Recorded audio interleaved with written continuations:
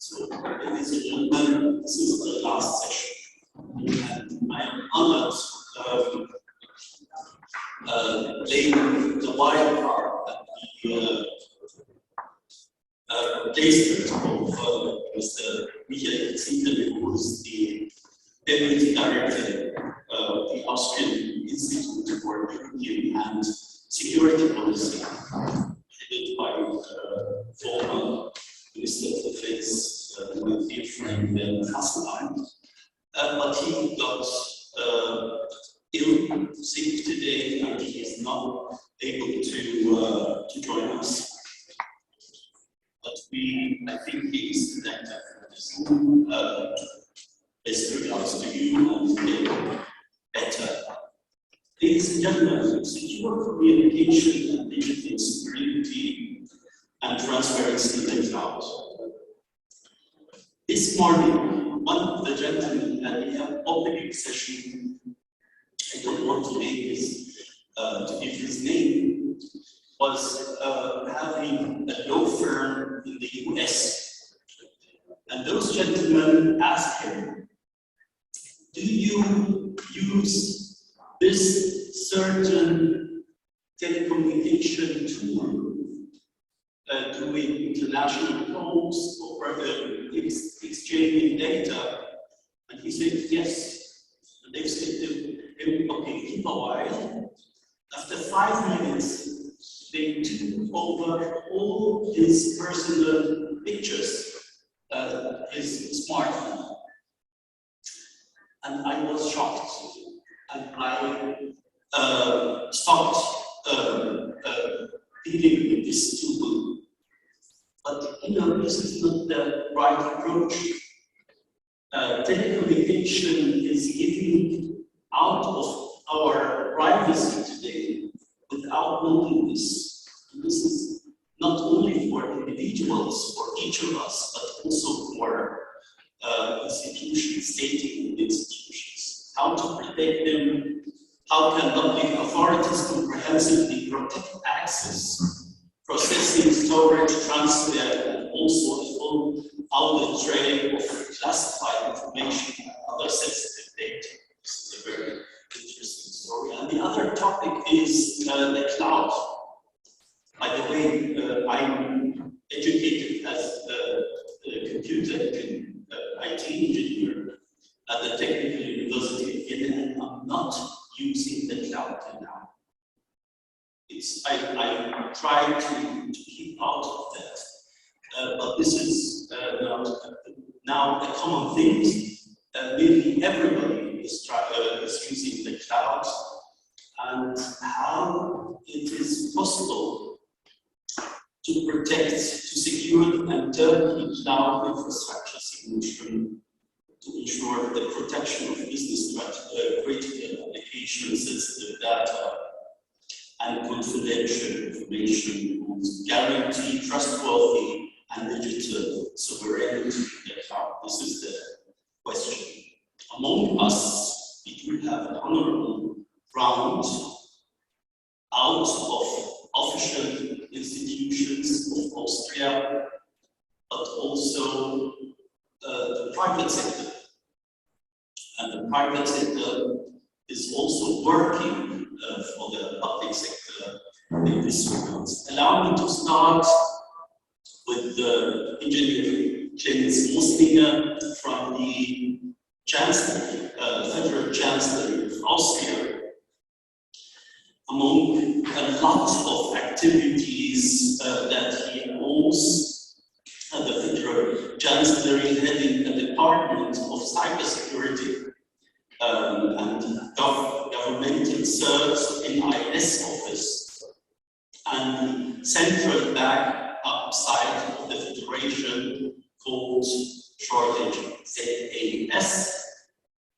In addition to that, he is the internal cybersecurity of the Federal Chancellery, and he is coordinating body of strategic cybersecurity at the national and international level for the Republic of Austria. May I ask you, Mr. Möslinger, to deliver your report?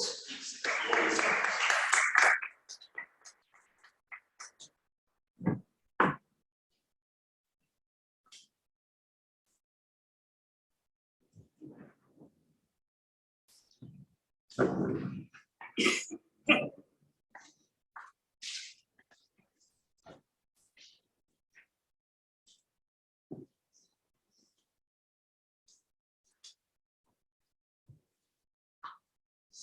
afternoon. Thank you for the invitation. It's a great pleasure to speak for such an audience and such importance on the topic cybersecurity. And we heard a lot about today cybersecurity as a whole, and we're changing now to the topic of cloud and digital sovereignty. Is a topic that's really important to discuss. And it takes a lot of time for my work at the moment to discuss digital sovereignty within the cloud and what does it mean for companies, what does it mean for the government. In my role at the Federal Chancellery, I'm responsible for the strategic cybersecurity for the Republic of Austria. We're dealing a lot with the EU process, and we are dealing a lot with the lawmaking, and especially for the NIS directive from the EU and the new NIS 2 directive. So my department is responsible for the national regulation of the NIS. For those who don't know what the NIS directive is, it's the minimum standard requirements for cybersecurity within the critical infrastructure in Austria or Europe. So we are responsible here for the critical infrastructure in Austria, and in my responsibility also lies the government teams, the emergency response team. Something like a firefighting team for the government bodies. So if the government has a problem with cyber attack, then they can call the government CERT team and they will come and help get response. So let's change to cloud. Nowadays it's not possible, it's very hard to not use the cloud and not use services of the cloud, not go into the cloud, not be in the cloud. And as a normal company, you have to deal with the risk, you have to take the risk, it's your responsibility. If something fails in the cloud, then it's your business risk. As a government, this is a different question for me, because we have so much open and not answered questions yet. For example, the regulation. If you take the GDPR, European level, that is not clear that how can we deal as a government with an American company, with American regulations, law regulations, like the FISA Act, like the Cloud Act, and the GDPR in Austria, for example, is very strict. We had an example with the Google Analytics. The Austrian data protection body said that Google Analytics is against the GDPR and gave the companies 2 weeks to get rid of Google Analytics services and use other services. If I now take this within the cloud and the regulation body gives me 2 weeks to get out of the cloud because we have a GDPR problem, then it's not possible for me. So before the government can use the cloud and go into the cloud, in my opinion, we need to make sure that the regulation on this topic is safe to use and easy to use. In my department, we are also responsible for the cloud strategy of the government, and we make a body where we talk to other ministries and to the country, and we discuss how to simplify and how can we get on the details, how to use cloud, what are the problems of the cloud, and how can we make a strategy out of that so that everybody can take the strategy and use it for their own business. So a big part of the discussion was how to define the clouds. There are so many different clouds as we figured out. There is the public cloud, for example. So if you're a normal company and you go into an Azure cloud, you have the normal public cloud services. If you go a little bit deeper, then you have, like, for example, an enterprise cloud, or you have a government cloud. You also have a private cloud if you have your own data center. And of course, most of the companies still have their services on-prem in their own data center. And then you have on the left and the right side, you have the experimenting. So you need to be sure that your data is your data, it stays your data, and nobody can access the data, nobody can manipulate your data, take your data offline. So on the other hand, you have the CIA triage of the criticality, integrity, and availability.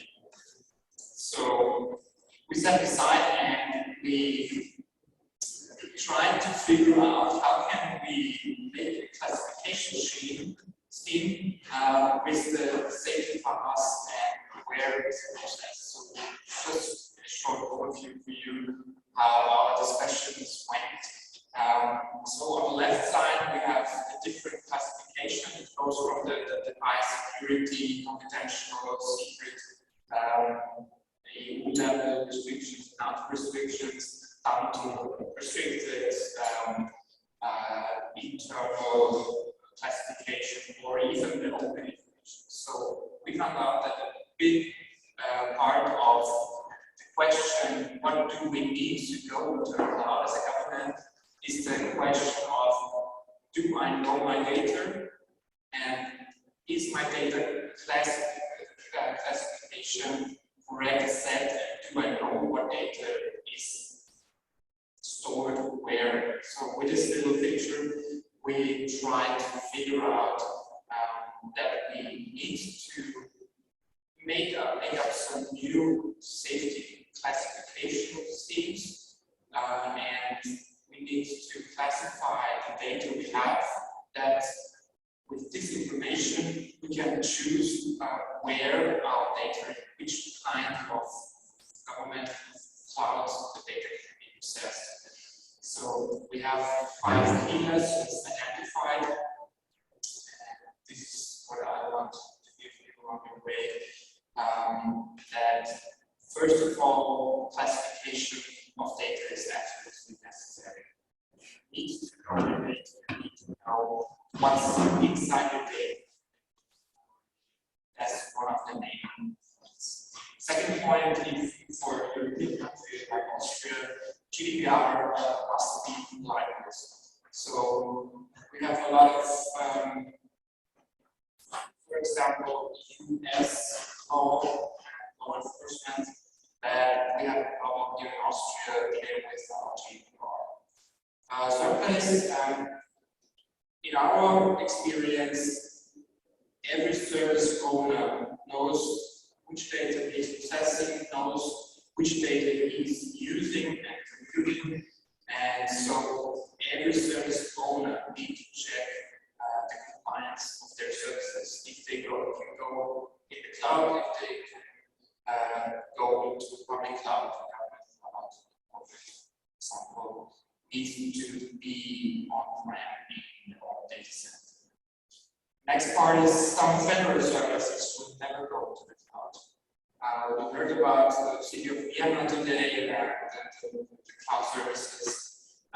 They are really fast implementing cloud services, but some of the services, like a passport service, like the ground book services, they will never go to the cloud. And I think, in my opinion, it's a good choice that some services are so high confidential or so strict that you need the total control of the services, and only in your own data center you have total control of your data.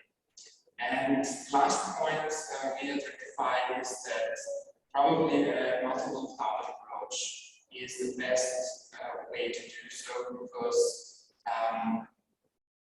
you have the vendor login. So if Microsoft goes down, Amazon goes down, and you have only all your services in the Asian cloud or with Microsoft, then you have a big problem. And services like Microsoft, they want to make it easy for you to change your data from one cloud easily to another cloud. So it must be thought before you go into the cloud, even the exit scenarios of how do you come out of the cloud, and in our opinion, a multi-cloud approach that you can easily change from one cloud provider to another cloud provider without any difficulties. So this was a very short introduction to the cloud topic. We have a lot of experts sitting here, and I am finished with my talk. Thank you very much.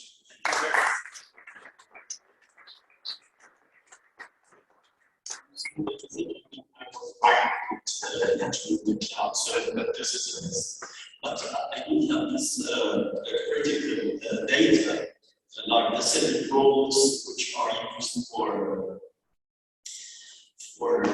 passport issues and ID cards and other as well. Allow me to introduce our next speaker. Before that, I would like to mention that I was asking the Minister of Defense to give us an expert in that what we are trying to present today. And Mr. Grabner, who was the chief of cabinet of Her Excellency the Federal Minister, Austrian Federal Minister of Defense, said to me, we have a very top expert at this level, and I need to present to you Lieutenant Colonel Wurm. He is currently in 2021 got the position as advisor to the Defense Policy Director in the Directorate General for Defense Policy. Currently, his work is new technology, artificial intelligence, and cyber laws. So he has a lot of international assignments. He was active in Asia and Africa from 2017 to 2021, and he is working at his PhD currently. And we are very much honored by Colonel, and it is always a pleasure to have somebody in uniform in our round. Mr. Wurm, the floor is yours.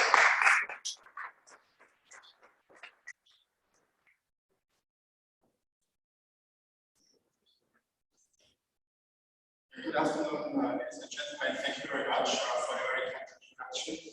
And thank you very much for the opportunity to be part of this very excellent outing. So, in my initial statement, I'm going to dig into the topic of technical aspects of the cloud, but rather than I would like to highlight the importance of the concept of sovereignty and create some sensitivity for upcoming challenges of military. So, in principle, it is important to note that political sovereignty in the 21st century is intimately linked to a state's technological capabilities. And sovereignty is linked with the idea of a state's monopoly of force. So, this is why it is important to consider how the link between geopolitics and technology can be used to realign policy across government departments and what opportunities and challenges this represents. So I would like to start with the European Union. So let's have a quick look on the idea of digital sovereignty in the European Union. The European Commission has declared the years 2020 to 2030 Europe's digital challenge this period is securing European technological sovereignty and digital sovereignty. As part of Europe's digital decade, the European Commission initiated a variety of acts, directives, with a special focus on digital sovereignty, both of its dimensions. The first dimension is externalizing European norms by regulating access to the internal market and deepening European integration by providing guidance on digital challenges as a second pillar. So basically, you can identify 4 main pillars of European Union's digital sovereignty. The first one is setting the internal market standards. So this is represented by, for example, the e-commerce directive, the Digital Services Act, the Digital Markets Act, and also the upcoming gatekeeper regulation. The second pillar would be the digital sovereignty as a core aspect. So represented or ensured by this directive, which was already mentioned, the Cybersecurity Act or the upcoming directive. And then the third pillar is the so-called technological sovereignty. So technological sovereignty is highlighted and it should be achieved by the Artificial Intelligence Act, which is currently developed at the European level, and the CHIPS Act, and for example, also the Semiconductor Research and Development Strategy. And as a last pillar, we can see the data sovereignty. Data sovereignty, of course, represented by the GDPR, but also by the Data Act, and the third country transfer, for example. So these are 4 main pillars of the European Union's digital sovereignty ambitions, I would say. So the idea is basically to create this kind of Brussels effect. So in terms of institutionalization of European Union norms. So this is a kind of external let's call it re-sovereignization via norms externalization. So recently won projects are the, as already mentioned, the Digital Markets Act, Digital Services Act. The Digital Services Act, for example, introduced new rules, the issue areas transparency, with specific information obligations, storage, commercial of user data, and hate speech and participation events, and reporting users' profiles to share video content. The Digital Markets Act is designed to establish a level playing field for enterprises in the digital age and to enable innovation and growth. It is tailored to regulate so-called gatekeepers, which are defined as large systemic online platforms. Examples of gatekeepers, although no companies have been designated as gatekeepers so far, would be, for example, Amazon, Meta, and Alphabet. Another very recent and highly important instrument for achieving digital sovereignty, or better for securing it, is the strategic compass. It's part of the common security defense policy of the European Union. The main purpose of the strategic compass is to guide the necessary development of the European Union security and defense agenda for the next 5 to 10 years. It aims to turn the European Union's geopolitical ambitions into a more permanent strategic posture. And cyber defense and cybersecurity are one of the main focus areas. So with this in mind, I would like to draw the attention to transparency as an instrument of conflict prevention and take it from a broader and more strategic perspective. So let's have a look on transparency, or I will call it preventing cyber conflicts through transparency. Transparency is key when discussing possibilities to prevent cyber conflicts in the future. In our digitalized world today, the malicious use of cyber technologies poses a global security risk. The emergence of cyber conflicts is thus not far-fetched, but already an issue we need to discuss. I therefore argue that ensuring transparency in cyberspace is key to preventing cyber conflicts in the long run.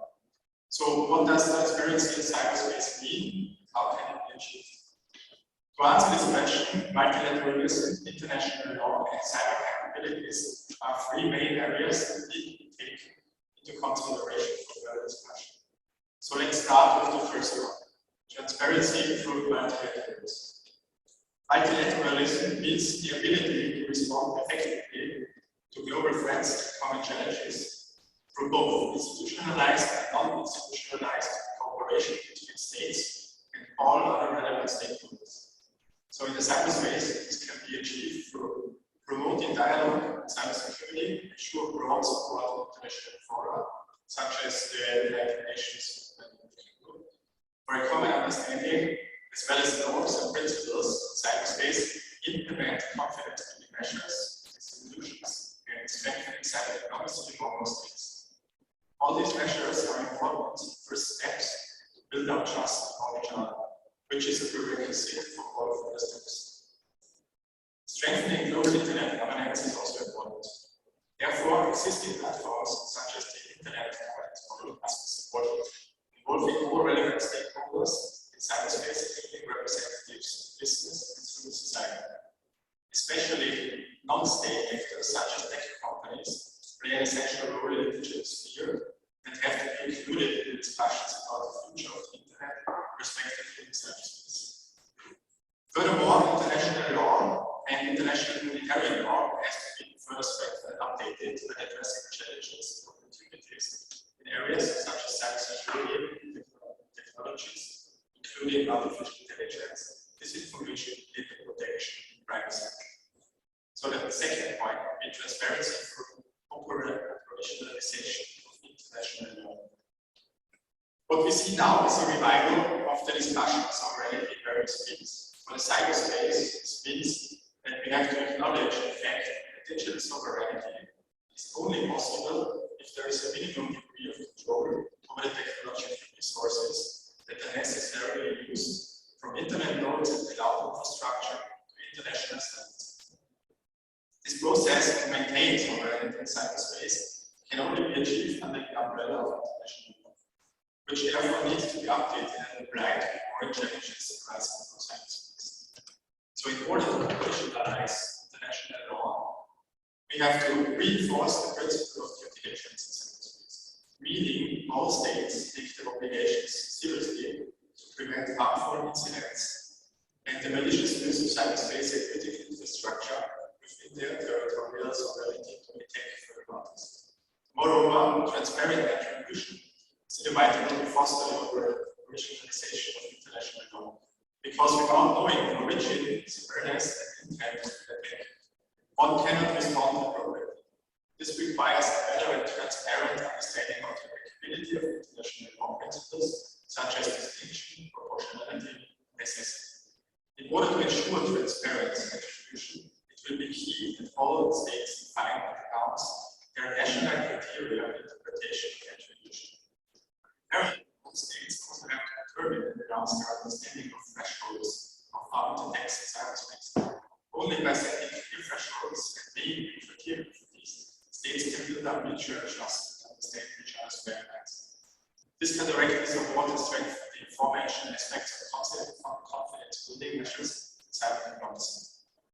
When we discuss cyber conflicts, we also need to take into consideration future technological developments, which will transform the character of cyberspace, such as artificial intelligence and quantum technology, just to name a few. In the long run, we are going to face the merging of the real, physical, and the virtual world, which will change the methods of conflict in the future. Let's look at the three tangible examples of the technological developments I'm referring to.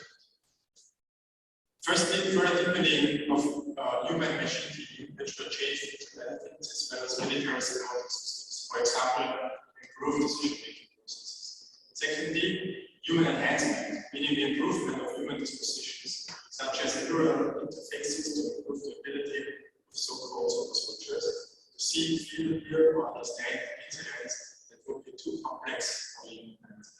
And lastly, neurobiologically enabled systems which will lead to new forms of warfare, such as cognitive warfare directly addressing people's minds and thoughts, which scientists also call hacking the brain.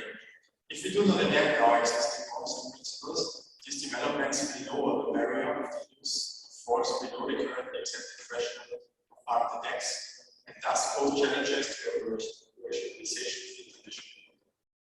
So finally, I will just conclude then. Transparency through strengthening security capabilities and capacities. So cyber capacities and capabilities must be developed throughout the entire spectrum of affairs and include cybersecurity, cyber defense, and cyber diplomacy. This is important to ensure due diligence to prevent cyber attacks and the creation of dependencies. Therefore, a reasonable development of cyber capabilities is to detect, attribute, and manage cyber attacks. So these cyber capabilities and capacities should be developed under the auspices of international law in order to prevent uncontrolled weaponization of cyberspace. Nevertheless, the development of cyber defense capabilities is legitimate, but needs to be transparent and clearly not globally accepted council approaches. This requires a functional multilateralism compliant with international laws and organizations. So to conclude, transparency is needed to successfully prevent cyber conflicts in the future. In order to gain transparency, multilateral engagement and strengthen international law are key. If we manage to ensure transparency at the global level through all these areas I mentioned, cyber conflicts are much more likely to be prevented in the future. So thank you very much.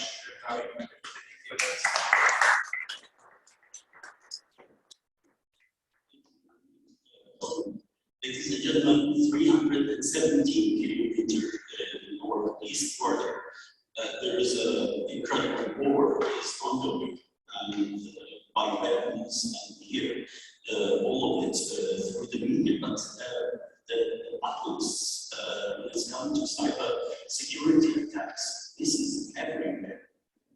And thanks to Ministry of Defense and of course Ministry of Interior, more or less safe when it's come to cyber security attacks, but we have some escalation and then it comes out of the media, like recently in one of the Austrian states, and of course last year, Ministry for Foreign Affairs. So, our next speaker is the knowledgeable, I say the knowledgeable, he is a colleague of mine, Program Manager, the knowledgeable Matthias Grabner, Program Manager of the National Cybersecurity Coordination Center, the Austrian Research Promotion AACC.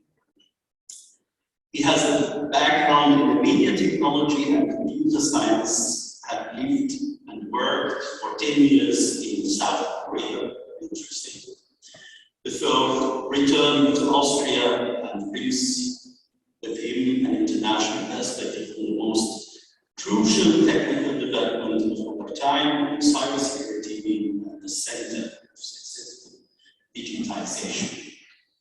Kollege Grabner, the floor is yours, please.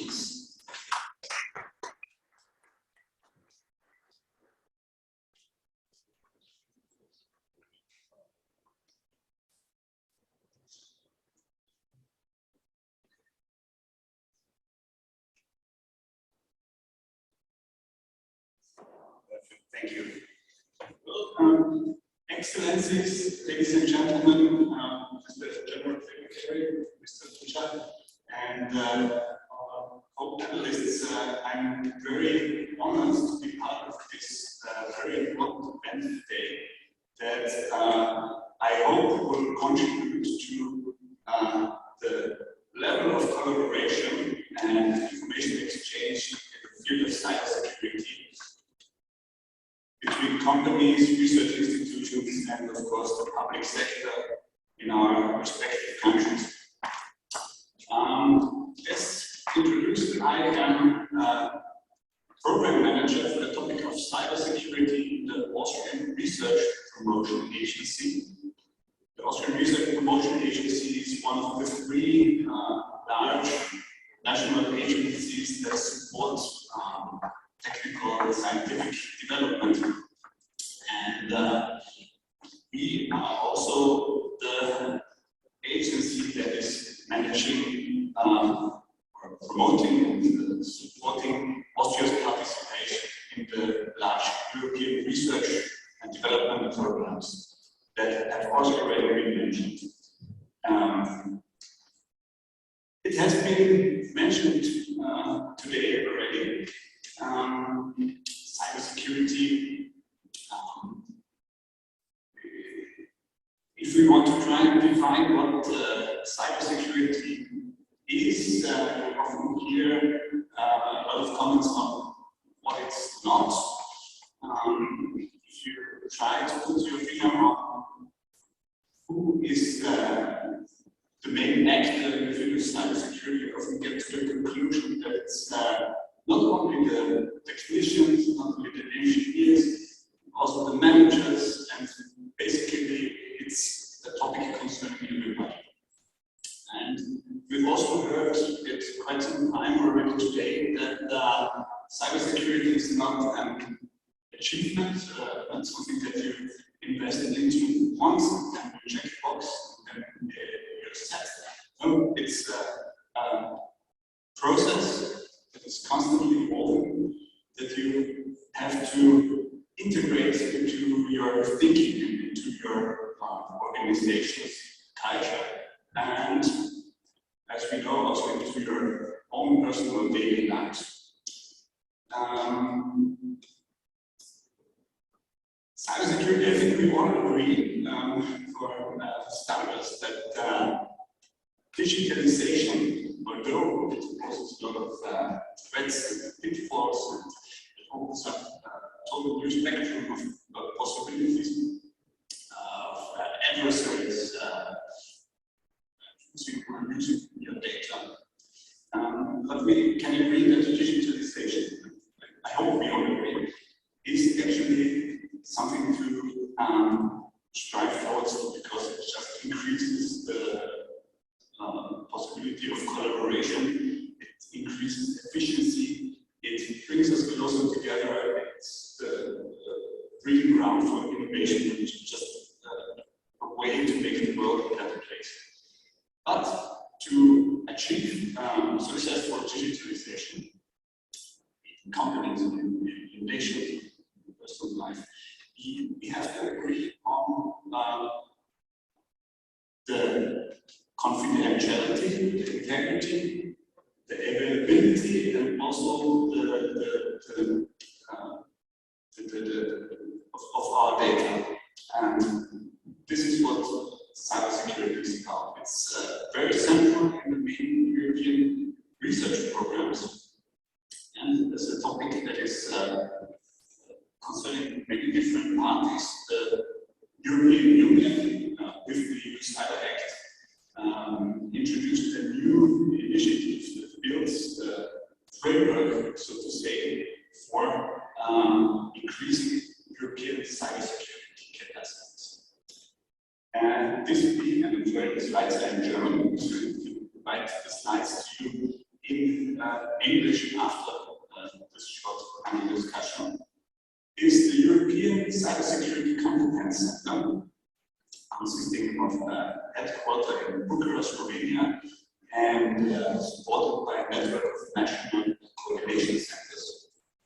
And has the main task of doing community building, to bring the technology community, the cybersecurity technology community together, meaning businesses, industry, academia, research, and the public sector, and to foster exchange and networking to build the basis for strengthening European cyber sovereignty. What's behind this program is basically from 2021 to 2027, it's 2 billion euro, and the national coordination centers in each country are usually public institutions that already have cybersecurity tasks. In Austria, it's a collaboration of the Austrian Chancellery, and the Austrian Research Promotion Agency. In other countries, we have similar organizations, but what our common goal is to inform European players in the cybersecurity community about the possibilities doing research and development in cybersecurity, and giving them a platform for networking, and especially in raising awareness, because raising awareness is, as we already heard a couple of times today, one of the most crucial aspects of building a strong cybersecurity community and raising your own cybersecurity capacity. I don't want to go into detail too much on these European programs that mainly target research and development in cybersecurity.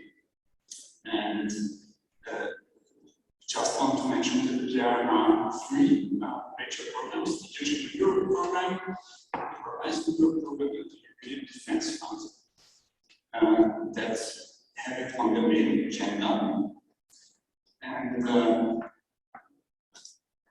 I think we can skip the detailed descriptions of the several calls that are out there, but one message that I want to bring out is these so-called topics that are now on the top of the agenda of what has to be developed or should be developed in the European cybersecurity community are mainly topics where cross-sector collaboration is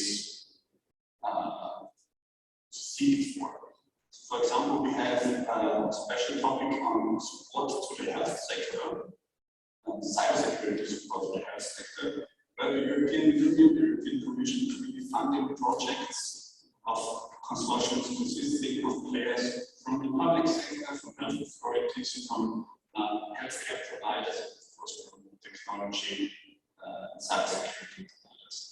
This goes also for the other courses, so it's really intersectoral, interdisciplinary, international collaboration that is on the top of the agenda for the European cybersecurity competence community. In some programs, there's also the possibility for organizations from your nations that are represented in the Austro-Arab Chamber of Commerce to take part in some not. And I would love to talk about opportunities where that's possible, and maybe you also have ideas that you can bring in as representatives of organizations in your countries to discuss with your counterparts here in Austria. This, just as a short input from my side. One message that I also have for you is Austria in research and development in cybersecurity is punching above its weight class. As we look on the participation rate of Austria in European research programs, there is still room for improvement for small and medium companies that are actually the backbone of Austria's economy. So we definitely want to see more participation from that side. But it's definitely not about size. Everybody has something to contribute to bringing forward European cybersecurity, and look forward to the discussion. Thank you very much.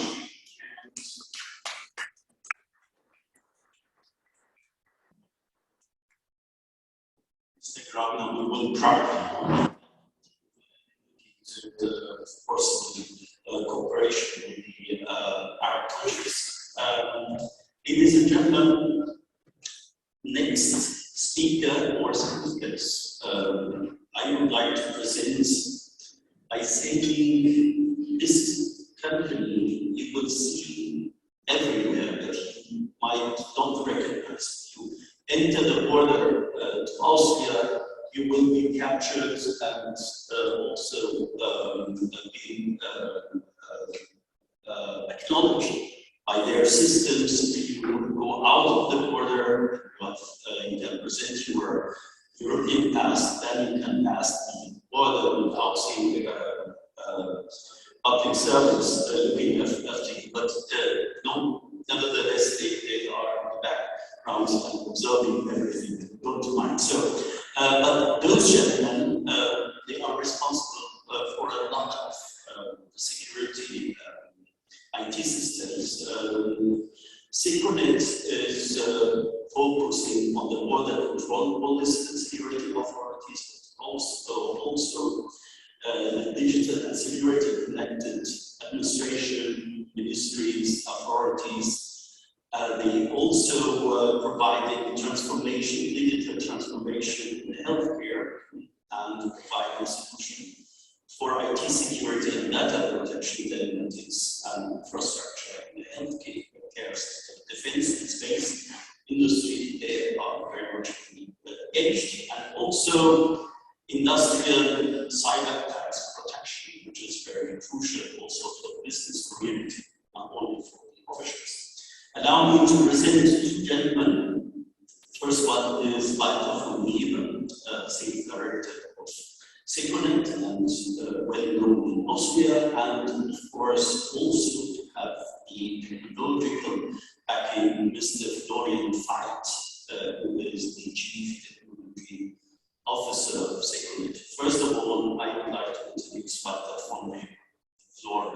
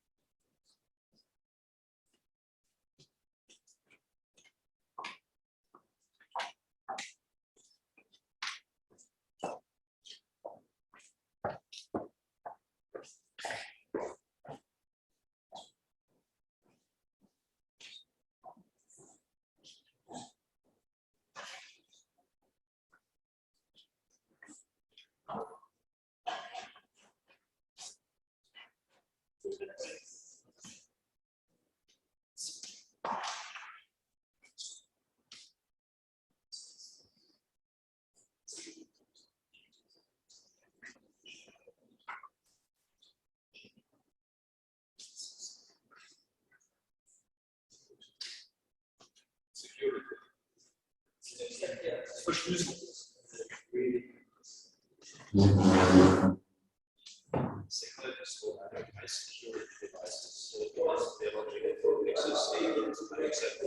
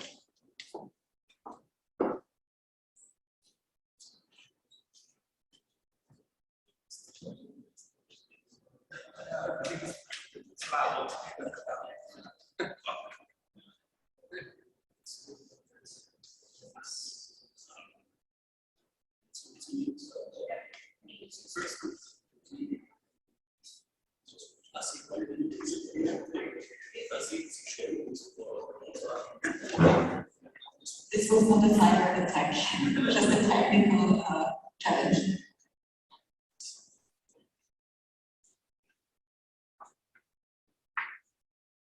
Ladies and gentlemen, Your Excellencies, thank you very much for having us here. It's an honor. Also for the kind introduction, Mr. My name is Walter von Wurm. I'm a sales director in Secunet, and I am a ultra-marathon runner. No matter if you run 50, 80, 100 kilometers or 100 miles, it starts the same way always with the first step. The same is true for communication security. You need to take the first step, but other than me, who has a finish line coming up, you're in a race that will go on as long as your entity, your company, your enterprise exists. And Secunet can help you in analyzing the needs that you have, how to implement technologies to make certain that your networks are and stay secure for the present and in the future. And we have solutions basically for government entities as well as for private enterprise. The challenge in communication security is, as we have heard today, significant, and with the advent of cloud security, it has risen to a level where we don't know exactly anymore where our data is, although we should. But for sure, we need to know that it is safe there. And in order to explain how Secunet sees that process and the solution for that, I'll hand over to my colleague Florian, who will give you a little overview of our solutions. Thank you. All right. First of all, it's a pleasure for me to be here. So it's also good that you have not left that room because it's late. So before we start, I have some questions. So when we're talking about the cloud technologies, I would like to know who of you runs a cloud environment today. So please raise your hands. If you trust the cloud, all right. Okay. Could be more. Or if you trust the cloud environment where you locate your data. Okay, that's less. If you running the cloud into the hyperscaler cloud, meaning AWS, Google GCP, or Microsoft Azure. All right. So let's see. There's another colleague. All right. So we heard a lot of things, right? So private cloud, public cloud, hybrid cloud, or multi-cloud. In that scenario, I think it's so important to understand the differences between each of that words.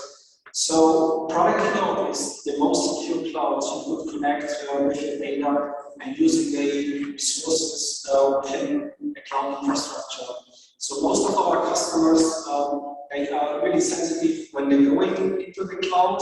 In the previous time, they hate the cloud infrastructure. They really don't see the benefits of running a cloud infrastructure, but the time has been changed. So the benefit of running a private cloud is useful because there's a lot of resources and capacity you can save with running a restricted or semi-cloud environment. Also, there are a couple of other benefits when you're running a cloud. Could be you could resource the internal resources of the IT department. That could be one aspect. And if you need more resources, more CPU or GPU power for your environment, you can dynamically go up or down with the resources you would like to go forward. High availability is also a nice aspect when running a cloud environment. Last but not least, there's a lot of good things when running into a cloud versus having all the data and all the stuff locally on-prem installed. External cloud, this is the middle aspect. So this is the most of the common used clouds, which you get from AWS, GCP, or Google, one of the big threes. The mixture of that, private and public cloud, we call it multi or hybrid cloud. And if you choose more than one cloud, then we come into the last word. This is really the multi-cloud aspect. There's another thing that I have to tell you. If you talk about security, because that session today is in terms of security. Endpoint protection is still not enough, right?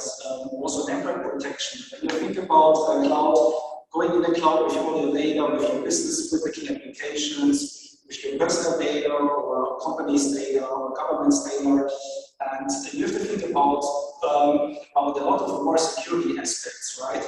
So there's on the top level, as you can see, there's the applications layer, so we have to protect the applications within the cloud. Then on the middleware, we call it platform as a service. In that kind of field, you have to protect cloud workloads or cloud security. So this is very important. Last but not least, on the infrastructure level, so this is the lowest level of the cloud. In that scenario, it's important that you also secure the storage of data within the cloud.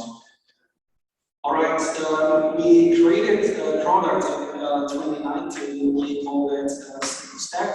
Secunet is the product name of Secunet. On the pop-up code from the end of this room here. So Secunet in 2019 has been developed for particular for our main customers. They would like to choose to go into a cloud, but they want to have a restricted cloud. We have a lot of good information heard previously from the previous speakers, so there's no matter when you choose our solution going forward. So there's also the full control of the data and usages within the cloud. This is really important. If you run the cloud, that the data control needs to be on your side and should not be on the side of the hyperscaler, for example. So what we are guaranteed with our cloud solution is that the full control of data will be always accurate, and also the cloud of Secunet is completely encrypted. So I come to that encrypted layer later on. So this is a little bit the architectural level of the Secunet. You can see on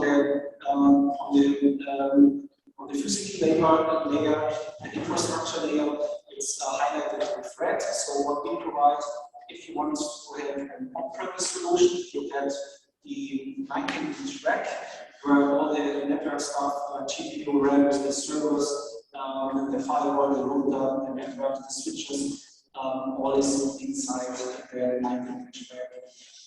Then we provided further components. We call it Secunet Infra Core and Operational Management. I'll do that later on. This is what is the operating system, the virtual machines, and the lifecycle management. But the cloud is still not enough when you think about the IS layer. So there's also the platform layer, and that kind of field. You could choose either for running our Kubernetes. Kubernetes is a container orchestration platform, or we also could recommend from Red Hat the OpenShift platform. It's acquired by IBM. All right, last but not least, the application software. It's the highest level within the cloud. This is important because in the application layer, you could consume exactly as a user what you need from the cloud, right? So meaning, if you're running software, you need to consume the software application layer. That could be either security, automation, machine learning, predictive internet. So everything what you want to do, like CRM or ERP, this is on the highest level. And all that kind of stuff is possible with our cloud solution because we running open APIs, we're running also an additional open stack. So there is no development, and the source code is open to be auditable, copyable, or are ready to be extended. All right, so how does it go in detail? Looking on the top side, so there are 4 layers. So first of all, you have users who would like to connect to the cloud. That kind of field, it's important that the user will be authenticated within the connection. So we provided here multi-factor authentication for users who want to connect with our cloud environment. The next layer is to be stored the data, so all of the data which you want to use and save on the local block storage. It's important that the block storage is 100% encrypted. So this is the next field, so we store the data completely encrypted. Then the next field, it's also important, and I think this is really unique compared to other clouds that we were running for data which are in use. So data in use, we isolate data from the cache, from the web. So that will be ensured that the hardware layer will be also isolated and will not be affected. You know, maybe in the past, the security hogs like Matthias was also hardware affected. So that kind of fields, this is the next layer where we encrypt the data. If you want to go forward and you connect the data with other clouds or with other devices or with other users or companies, it's also important that the transport of data in transit will be also secure. So in that kind of field, we run TLS to secure the data in that row. In the middle field of the slide, you will also get the ability, if you want to use the tenants separately on the same physically hardware machine. This is a nice feature or a USP from our company, because normally you could separate the data if you want not tenant 1 or user 1 should not accessing the data of user B. So it's important that data will be secure. What we provided, and this is innovative, we run on the same physical service machine. We have an isolated tenant encryption network. So we isolate the tenants and the user data from on the same server, the same physical machine from each other. All right. Last but not least, our cloud is running on-premise for customer who wants to have full control of the stack. But nevertheless, we also provide also the Secunet as a managed service for customer who wants to be interested in without any IT knowledge or don't want to have too much workload on the IT department.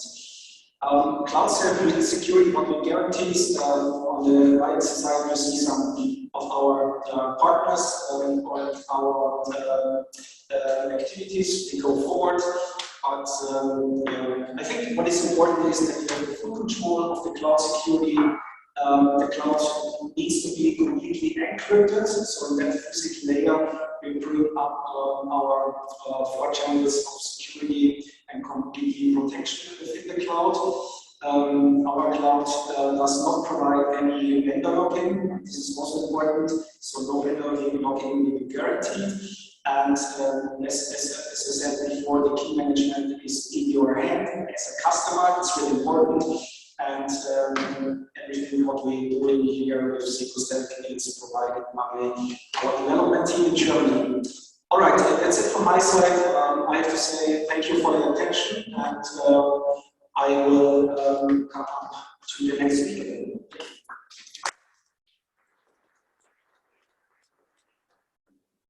Thank you very much, Secunet, for the wonderful presentation. Is the first paper just jump here to take the picture? This is the picture.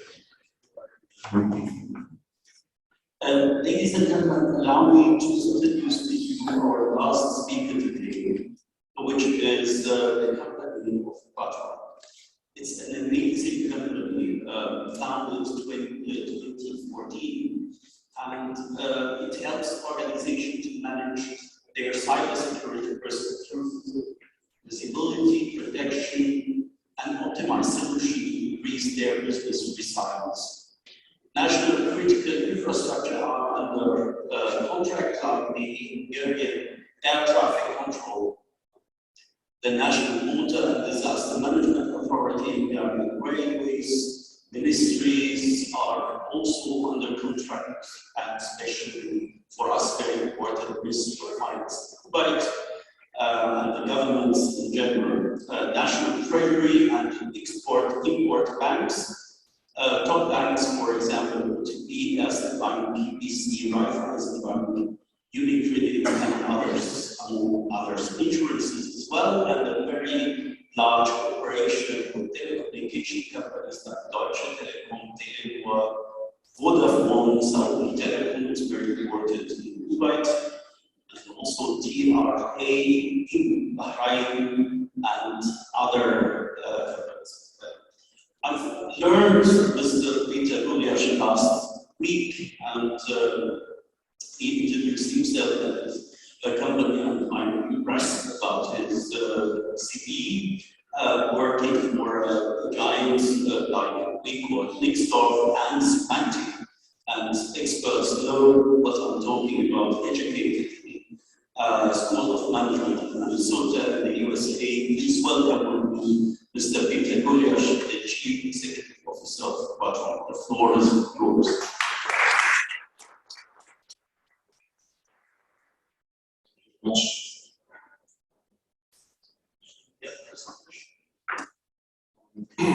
Distinguished guests, ladies and gentlemen. So thank you very much for this wonderful introduction. I didn't remember speaking reference. So thanks. Very well. Nice numbers. So and also I would like to I believe I can say on behalf of all the speakers here. After 2 years of pandemic, I know how difficult it is to organize a business in the pandemic, and that's all. Also, those who survived are here still with us. I was asking the organizers that don't put me please before the lunch because everybody's hungry. Don't put me after the lunch because everybody's sleeping. So I have the privilege. I have the privilege to be the last presenter today, and I've been confirmed that I basically, as the last speaker, I can have as much time as I wish. So I have like 30 slides, so 2 minutes every slide, that's going to be an hour. Are you okay with that? No. Good. So as you heard about the introduction, I'm going to start with a few numbers, maybe if you're curious about cybersecurity, just to shock you at the very last moment of the presentation. That it's like the out of the digital world, it's the cyber war is going on, and I'm not sure how you know about the total amount of the illegal drug trafficking, the black market of that one. The whole cybercrime in the black market in this area exceeded the illegal drug trafficking already 6 years ago. So this is the fastest growing organized crime market, basically, what we are fighting against, all of us, right? Every 19 seconds, there's a cyber attack happening. For an average hacker group to enter into an average infrastructure, it takes less than 20 minutes. The collateral damage that is caused by all the bad guys and the criminals, according to estimations and experts, it exceeds billions and billions of dollars. Not talking about the direct costs of the organization. So when I joined this whole situation of cyber world, where we are protecting organizations and nations against those kind of attacks, I mean, 20 years ago, I didn't know what's going to hold this for us in 20 years, but it's really fast growing and more complex, especially when we're talking about 5G, that was mentioned earlier in a couple of slides. We're talking about the cloud itself, which gives an extra layer of complexity. It's getting just more and more complex for everybody in all of us. And joining this world, this industry, this company in 2014, as I said, after leaving Secunet or the German city Secunet. So the joining this whole challenge and mission is still an extraordinary experience for all of us. I need to have two of my colleagues here with us on this event, and my colleagues back in Hungary and back in the Middle East currently working on different projects, and they're all excited what's going to happen here. Without going into too much details of the company that we run here, we are an independent cybersecurity consulting firm. Our headquarters are in Budapest, recently opened up in Bahrain, Manama, and we also have a branch in Washington, DC. So these are the three areas or three geos that we are working. Currently, majority of our references are coming obviously from Europe, as earlier mentioned, but we have quite a substantial number of interesting cases from the Middle East. And since it's an Arabic,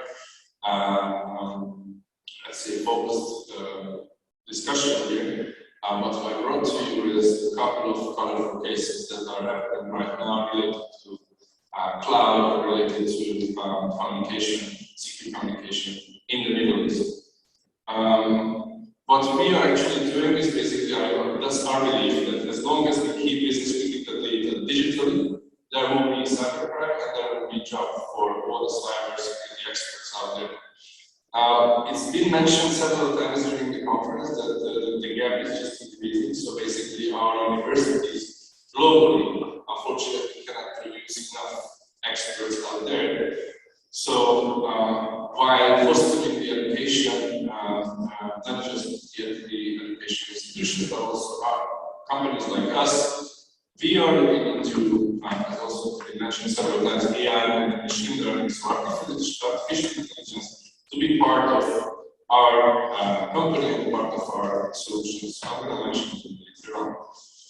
This has been already covered.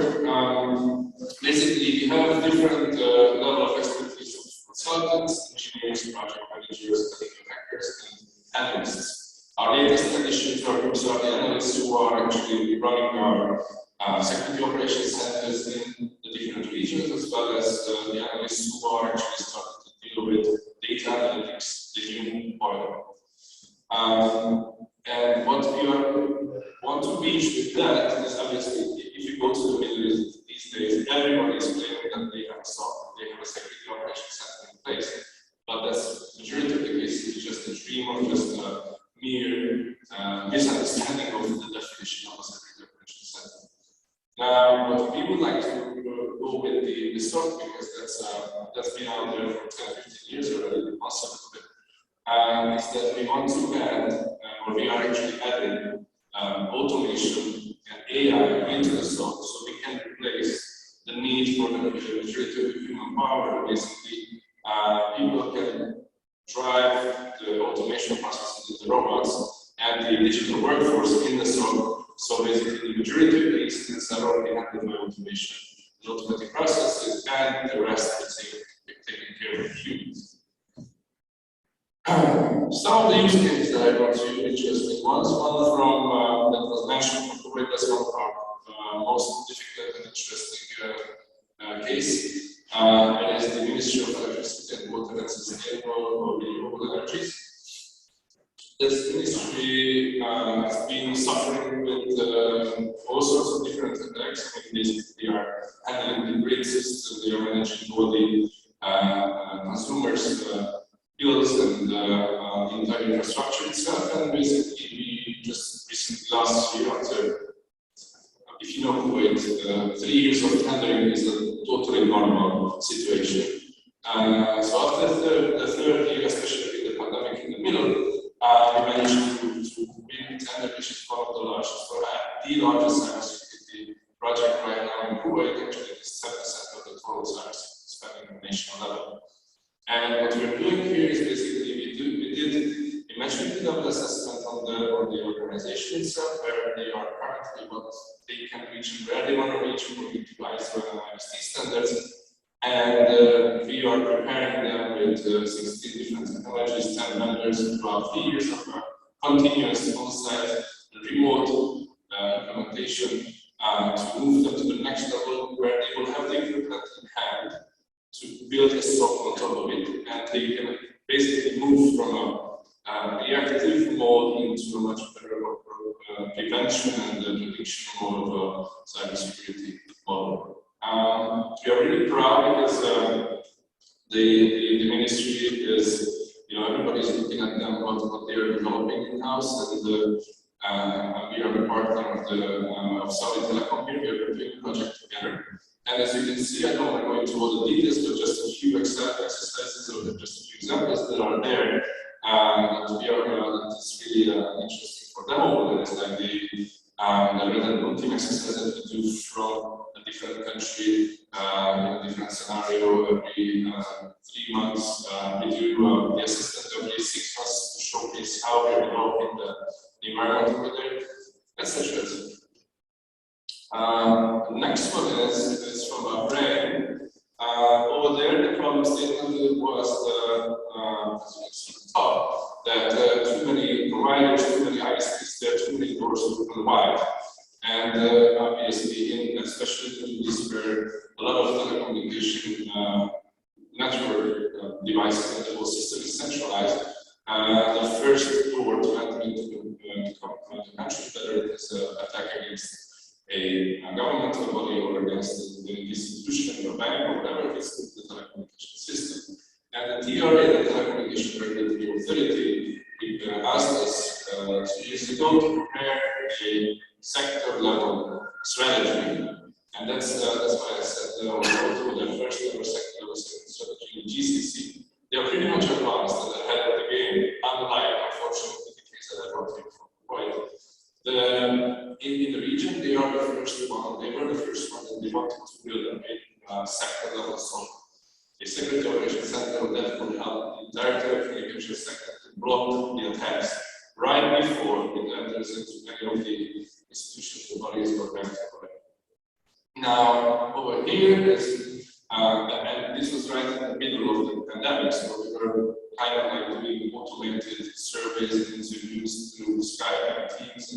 And this was the exact exercise where we really learned how to do remote implementation and consultancy services using the AI and also automated processes. And the guys over there, and they really grateful for the team, Bahrain and TRA, that they really accepted the methodology and they didn't stop the project because they said that the tsunami is coming and they know that it's coming 15 years ahead of time. They need to prepare irrespectively of whether COVID is there or not.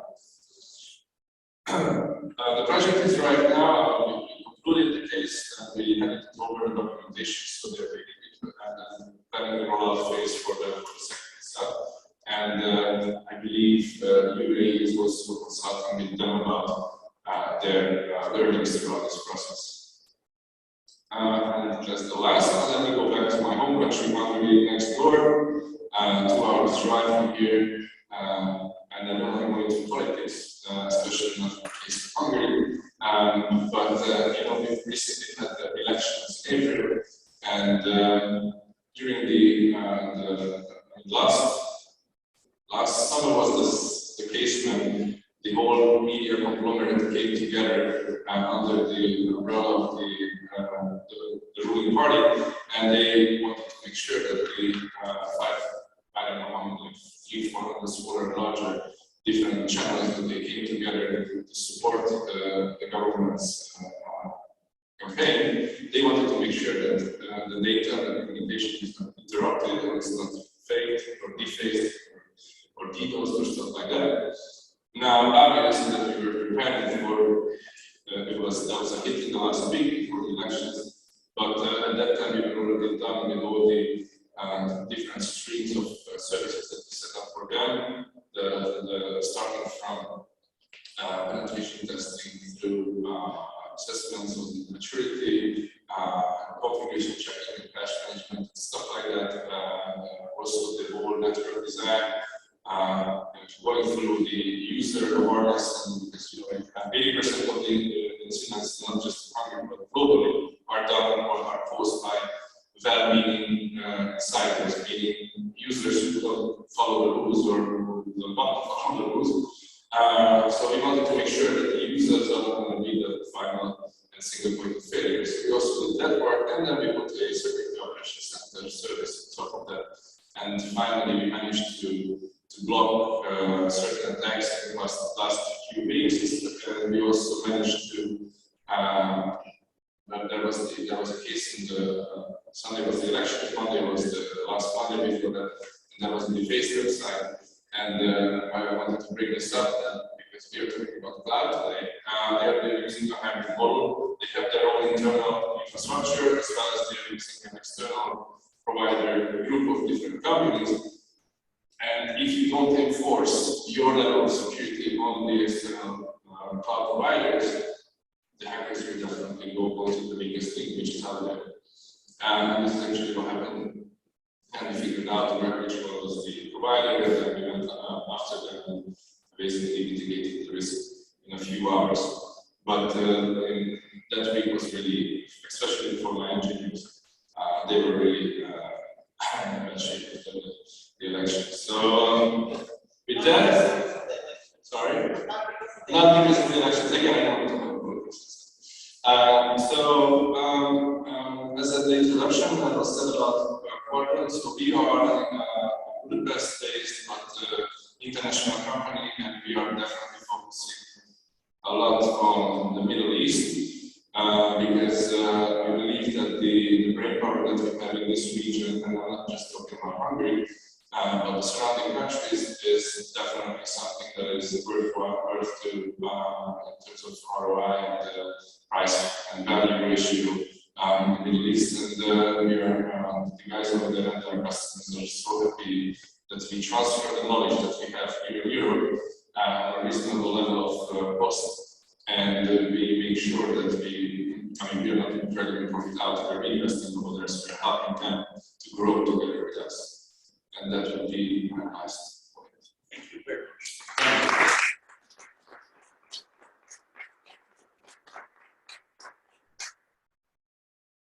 Ladies and gentlemen, there is an Arabic saying, which is in Arabic, if I translate later on, رحم الله من أهدى إلي. This saying is just to translate it in a very short words. God may give mercy to somebody who shows me or made present to me my deficiency as a president, which is that what we heard today from Mr. Möslinger and also Mr. Gulyás. These ethical hackers, it's challenging of a system coming to points where you can access the network, the system, the whole infrastructure. How to avoid such hacking, and the name of the game also very important is reduction of hacking, and you have to have a professional hacker in order to protect your infrastructure. Ladies and gentlemen, we have heard by Mr. Gulyás, we didn't want to be the last speaker, but allow me to say that all of those presentations will be at our YouTube channels, and we have already inquiries about the videos, not only about the presentations that we presented today, but also the videos that go over that what we have presented throughout the day. I don't think there are there any questions to be answered. Very late, I'm sorry for that, but actually we've had water after 10 delay from Mouddar, and we have a delay from Mouddar. Slides, please.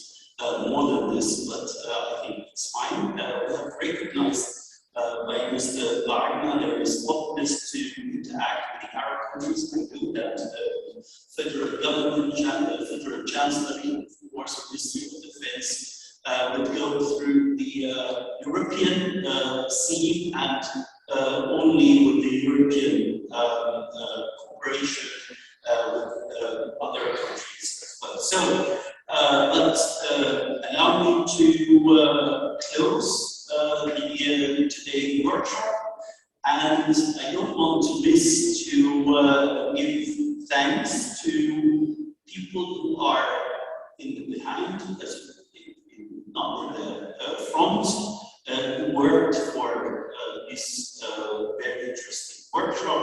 I would like to thank Mouddar for his wonderful support. talking content there to get also a very interesting speaker. Huber was chief of cabinet of the president of the Federal Economic Chamber, and of course, my team. Thanks for you. Wonderful. Of course, I would like to thank all the audience and our Zoom visitors as well. By the way, we have chambers of commerce institutions that were connected to our communication throughout the world. So it is really spread over the world, also in Brazil and other countries as well. And special thanks, of course, to the Arab embassies and UNODC for this nice cooperation, and hope to see you in the next event. We will have a very huge event in October this year, and it will be with a special guest country of Saudi Arabia. Again, the Chamber of Commerce is open for interaction, and allow me to put this information if you need any contacts. Details of those gentlemen. If we are allowed to spread this information, then we will spread it. Thank you very much. Thank you, the speakers, for the wonderful session, presentation. And let's try to get this photo done. Thank you. God bless.